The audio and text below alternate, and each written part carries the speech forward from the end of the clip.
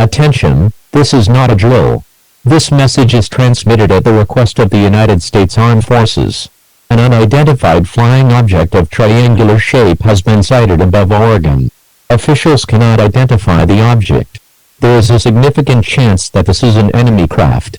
Residents of the following towns and cities are advised to remain indoors: Ripplebrook, Pine Grove, Grandview, Warm Springs, Gravity Falls.